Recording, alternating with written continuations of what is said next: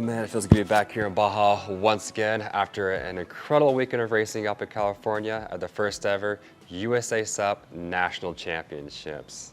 Now the only unfortunate part is that since this event actually came down with a pretty nasty head cold, I've been trying to recover from that over the past few days. So I do apologize during this video that my voice sounds a little bit congested still, and I'm still trying to recover from that head cold.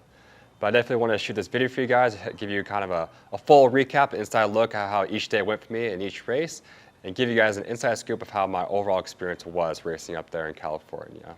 So going into this event, I did feel pretty well overall physically and mentally, as I did spend the past 3+ months of training and preparing for this competition.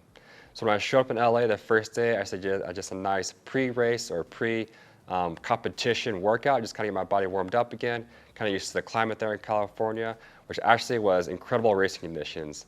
The weather there was super nice. We raced every day in the morning. The temperatures were around 60 to 70 degrees probably in there in the morning. The water was also super calm and flat conditions. There was very little breeze each day. And the majority of the races actually took place there in the marina just next to Long Beach, California.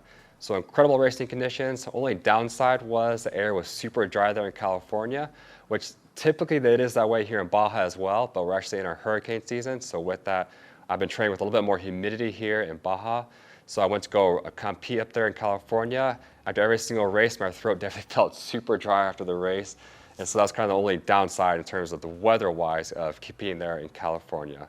But overall, the location was super great, the weather was incredible, and just overall an incredible location to do the racing there for the first ever USA SUP National Championships. So the first day of actual racing took place on Friday with the 200-meter sprints. Now going into this race and showing up on this day, honestly just going out to have a fun time and simply do the best of my abilities, as I've never done this style of racing before. So I simply just wanted to show up, give it my all, and see what happens. So on this day, there are actually 3 rounds of racing. There was quarterfinals, semifinals, and then finals. Now if you did the top 2 positions, I believe, was on the quarterfinals, you got to automatically advance to the final stage. But if not, you had to do the semifinals, and then if you made it from there, onto the finals. So for me, going into the first round of the quarterfinal racings, I had a pretty even field of racers out there. I took off and simply did the best of my ability, but that first round, I felt a little bit wobbly, just kind of getting used to the flat deck board I was riding on, as well as kind of getting into the full rhythm and stroke and my body warmed up for the first round of racing. So that first round was definitely not my best round. I was simply getting used to the intensity of that first round of sprint racing. So after that first round of racing, I did not make the top 2 positions. So therefore that meant I had to go on to the the semifinal round. So after about an hour of rest, went back out there to race again. And the second round went much, much better. My body was more warmed up, and I kind of knew what to expect in that full 200-meter sprints and know how much effort I need to put out for that full distance. So going back to the second round, I'm feeling much stronger, much more stable on my board. Did much better, came out first position in that all these words mixed up. That semi-final round. So after that race, once again, had about another hour or so of rest once again, and went into the final rounds, or that final race for the 200-meter sprints. Now this final round, once again, at this point, I was feeling a little more tired. This is the third 200-meter sprint I've had to do for that same morning. So my body was a little bit more fatigued, so I wouldn't say I was at 100%. But still had a pretty good race that last round, was able to give a good solid effort out there, ended up taking 5th place overall, which I'm super happy with because going into this race, as I said, was my first 200-meter sprint style race, so I wasn't sure what to expect. So taking 5th place overall for my first 200-meter sprint in the first ever USA SUP National Championships, I'm pretty happy with that. So overall, it's a great learning experience. Those 200-meter sprints, though, are incredibly painful. That distance does seem short on paper, but when you're actually paddling that hard at that high of intensity for that distance, it burns. And as I said earlier, the air was super dry there in California, so whenever I finished that 200-meter sprint, after every single round, my throat was on fire just because it was so dry there. But other than that, honestly, it was an incredible first day of racing. I felt strong afterwards and was stoked about the next day of racing, which was the 10K distance race. So the 10K course was very well laid out and also a very fun course to paddle on. We actually started in the marina, then we paddled out towards an island and went around 2 buoys. Then we came back into the marina once again, into this big loop around the whole entire inside of the marina, and ended the race where we started. And when it came to actually starting this 10K distance race, it was a little hectic at first for a few different reasons. The first one was the countdown timer was a little bit off as the guy was counting us down to start the race. So we had 30 seconds to go. And then no joke, like 2 seconds later, he blows the horn. And so we all kind of look at each other out of confusion for a quick second. They were like, all right, I guess it's time to go. So then we all start paddling and start the race. So that was kind of unfortunate that the guy gave us a false countdown to start the race, but it is what it is. And then the second part that made the start of this distance race a little bit more challenging was that it was also a mass start. So all the women's and men paddlers all started together. So with that, we were super congested with our paddle boards. We were super close together. So when we took off racing, you're doing your best. Now you're trying not to hit your neighbor's paddle board with your paddle. You're praying that no one falls on top of you. You're trying not to fall. And with it as well, it creates a ton of wake and kind of a ton of chop in the water because of all the paddlers taking off together at the same time.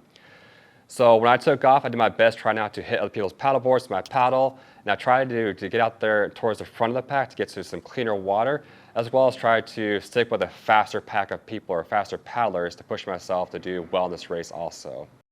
So once we got out to the more open water conditions going towards that island, we were kind of in a good, nice long line of tracking, or not tracking, what's the name of it? Drafting is the name I'm trying to think of right now. Drafting. So once we got to those open waters, we were able to create a nice line of drafting to go towards those first 2 buoy turns. And once we made it to the first 2 buoy turns, is when our lead pack kind of started to separate a little bit. The 2 lead paddlers, Danny Ching and Bodie, started to take off as well and creating their greater lead or distance in their lead. And then the rest of us, of about 6 of us guys there, also started to kind of separate as well and more into 2 by 2 as we paddled the remaining part of the race. Once we made it back inside the marina, once again, we're kind of in that same kind of distance of people. The 2 lead guys, Danny and Bodie, still had a good distance on their lead. And then after that, we had, like I said, 2 people and then 2 people. And then I was back with that 7th guy was right in front of me, and I was in 8th place as well. Now, the rest of this marina was pretty flat water paddling, so it was a matter of just putting in the grind and finishing out the rest of the race. I was hoping to be able to pass the guy at 7th place at some point during the remainder part of that race. But unfortunately, I was not able to do that. I was able to close the gap towards the end of the race with kind of a sprint finish. But unfortunately, I was not able to pass the guy at all. So I ended up getting 8th place overall in that 10K distance race. So even though I am happy with that position, I think the one thing I probably could have done better on at the beginning of that race, or one thing I can take away from what I learned, is honestly just pushing harder at the beginning of that race and getting to a better position. Because once you're kind of in that locked in your position at the beginning of the race, that's kind of the position you hold for the majority of the race until the very end. So I wish at the beginning I would have pushed harder in order to get myself in an even better position for that race. That way at the end of the race I could have done pushed hard once again and finished at a better position. But it's just once again a learning experience, so kind of take that knowledge now that I gained from this race of knowing that I need to push harder at the beginning to get a better position. So for the next distance race I can do that and hopefully do better and end at a better or higher position for my next 10K distance race. Oh, it's hard to talk when I'm not feeling well. But another positive for that 10K race is I did PR my 10K time in that race at around an hour, 5 minutes. And so I'm definitely making progress on my time and getting closer to my goal of paddling 10K underneath 1 hour. So I'm super stoked about that. And I definitely know, or definitely feel like next year for my next 10K race, I can definitely probably achieve that goal of paddling 10K underneath an hour. So I'm super stoked about that. Now moving into the last day of racing, this day was the tech race day. Now going into this day, I didn't have necessarily the highest expectations because once again, I'd never done a tech race before. And so I just want to go in at it and have a fun time and just pray I didn't fall around one of the buoy turns. Now thankfully, once again, the water conditions were super calm, so it gave us nice flat water to work with to be confident in the water. And once again, this race involved quarterfinals and semifinals and finals. And so if you made the top 2 positions, once again, you got to advance on directly to the final round. If not, you had the semifinal round to try to make it to the finals as well.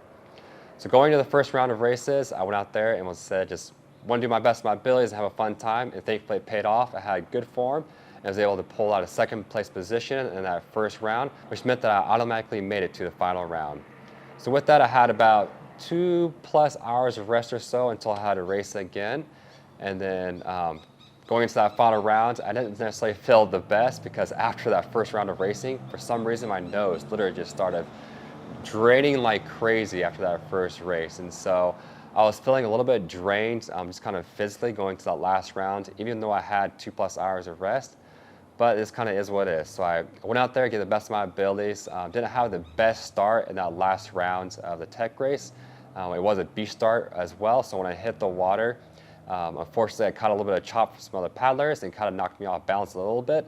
I didn't fall, but definitely it took me a moment to kind of pause from a paddle stroke to kind of regain my balance and then get my paddle back in the water once again to get my cadency up and initially into the race.